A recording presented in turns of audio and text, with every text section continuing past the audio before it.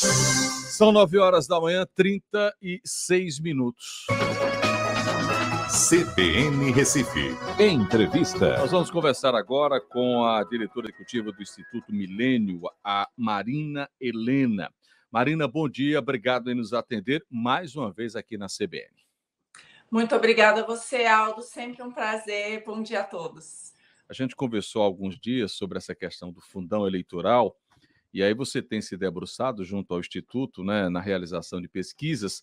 Lamentavelmente, o Supremo terminou validando o fundão de quase 5 bilhões de reais. Porque, Marina, no entendimento dos ministros, né, é de que não caberia à Corte alterar os valores, já, de acordo com os ministros, esses valores foram aprovados pelo Congresso para bancar as eleições desse ano. Agora, isso não deixa de ser um balde de água fria na população brasileira que enxerga isso de maneira distorcida, não é, Marina?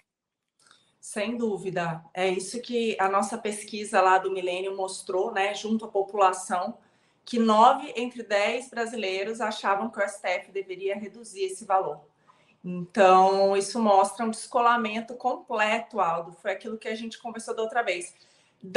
Tanto da classe política, dos congressistas que propuseram um valor, né, dessa magnitude, quanto do judiciário de achar que, de fato, da maneira que está, esse que eu acho que é o grande risco. Quanto que vai ser na próxima eleição?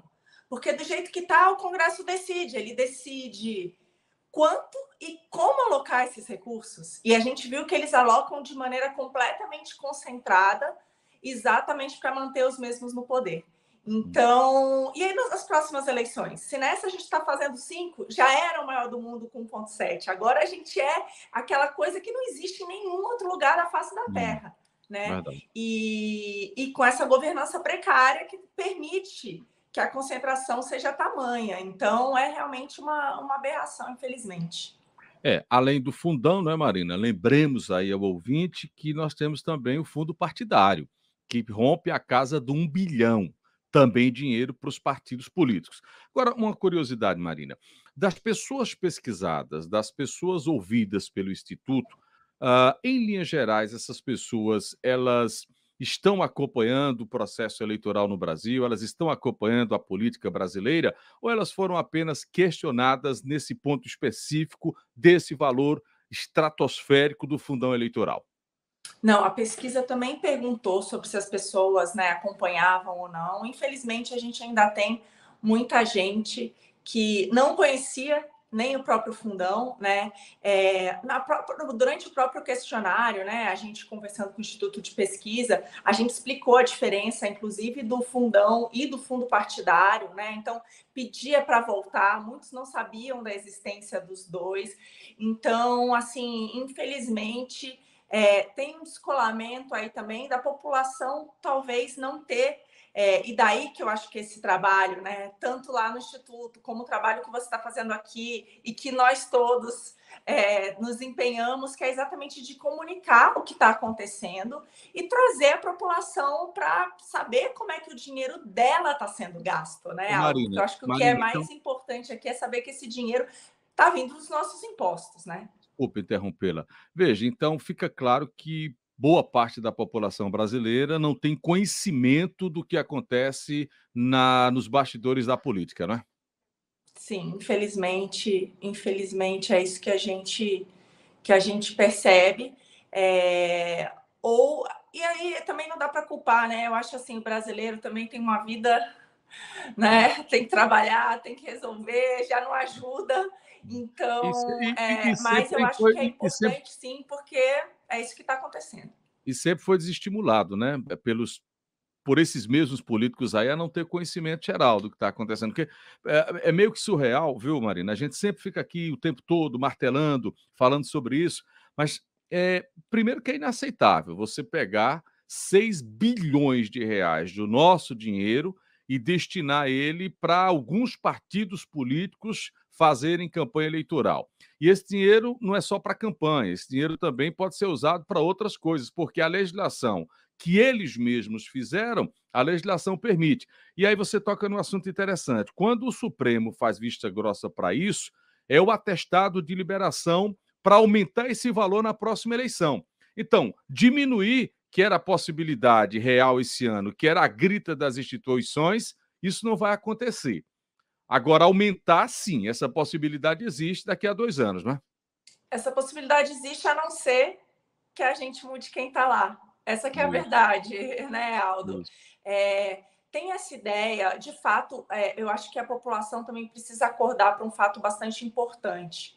O Congresso, teoricamente, a Câmara, principalmente, ela é a maior representação da sociedade, né? Porque quando você tem uma disputa pelo cargo do executivo, normalmente você tem ali disputa entre dois, um acaba levando, tem que governar para todo mundo, mas é difícil. A Câmara acaba sendo, o Congresso como um todo, tanto a Câmara quanto o Senado, a casa do povo. E serve de freio e contrapeso para o Executivo e para o Judiciário. Entendeu? Então, eles têm esse poder de fazer as leis, teoricamente, que sirvam a toda a população. Então, você não está ali, não é o presidente que decide essas leis, é o Congresso, né? Claro. E de fiscalizar tanto o executivo quanto, no caso do Senado, o judiciário. Eu acho que travou aqui para mim, não sei se para vocês continua. Não, estamos ouvindo você, pode falar. Então tá bom. Então, eu acho que esse é um papel muito relevante, né? E muitos dos ministros que votaram contra argumentaram isso, que eles não poderiam, né, se sobrepor a uma decisão dos representantes genuínos do povo, né? Porque o judiciário, ele é o STF, o presidente indica, né? E depois é aprovado, tem a sabatina, tem que ser aprovado pelo Senado, né? O presidente, ele tem um mandato, mas, de novo, ele não está... E ali você tem uma casa que tem uma composição diferenciada e que é de todos os brasileiros. Então, isso foi muito argumentado, tá? Quando eles decidiram que não poderiam fazer nada a respeito. Então, a população tem que, de fato, acordar para o fato desses representantes que estão ali, né? O Congresso é muito relevante.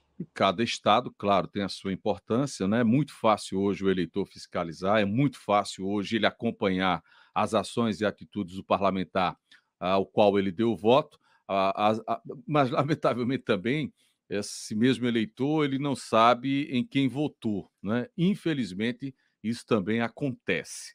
E é sempre bom a gente lembrar que dos 513 deputados federais que representam o Brasil, nós temos mais da metade, cerca de 280, que estão enroscados, envolvidos em algum tipo de ilícito. Problemas na justiça, respondendo a processos, sendo investigados também pela justiça. Eles têm um foro privilegiado, não é? As investigações correm sempre em segredo, é o Supremo que vai lá, mas, lamentavelmente, esses mesmos deputados que votam, que criam as leis, eles deveriam sim ser fiscalizados e compete, evidentemente, ao eleitor, compete a quem vota ter um pouquinho mais de conhecimento, fiscalizar um pouco mais esse parlamentar para que ele não retorne para a Câmara dos Deputados. Marina, eu falava aqui da importância do voto, da importância da fiscalização do eleitor, e falava também que desses 503 deputados, mais da metade tem algum tipo de problema junto à justiça. E esses, sim, não deveriam ter o mandato renovado, mas isso depende da população, né? Perfeito. A gente tem as questões difíceis no Brasil, né? O foro privilegiado, né? Isso. A gente teve um ataque aí à lei de ficha limpa, isso fez uma grande diferença nas últimas eleições, a gente está vendo ela ir para água abaixo também, que é exatamente isso, né? Esses não deveriam poder concorrer outra vez. Então, eles estão decidindo as nossas leis, e essas leis acabam favorecendo, infelizmente, essa perpetuação, né? Então, se você não concorda com a maneira como está sendo feito, você tem que estar em cima, não tem outro jeito, Aldo. Eu li um livro recentemente muito bom, né? Tem dois que eu gosto muito. Um é Porque as Nações Fracassam e o outro chama Corredor Estreito, e é dos mesmos autores. E fala muito das instituições. E nesse último ele fala bastante que todas as nações que deram certo, essa fiscalização da sociedade é muito, muito, muito relevante. É óbvio, a não ser que a gente queira tá à mercê de um ditador de plantão, que eu acho que não é o caso, né? Não é o caso. Mas em todas as democracias que funcionaram, né? E que são os países hoje que deram mais certo, com maior renda, maior riqueza, onde as pessoas têm maior liberdade, a gente vê que é só, de fato, com a população presente fiscalizando. Eu acho que existe em tudo na vida. Vai ter deputados bons, vão ter deputados ruins, vão ter senadores bons, vão ter senadores ruins. Mas se a população estiver em cima e cobrando, mesmo que ele não queira, ele vai ter que fazer o certo. Então, acho que isso que é o importante. Marina, obrigado mais uma vez pela atenção, pela participação e até o próximo encontro aqui na CBN. Muito obrigada a você, foi um prazer imenso outra vez. Bom dia a todos. Obrigado. Marina Helena, ela é diretora executiva do Instituto Milênio.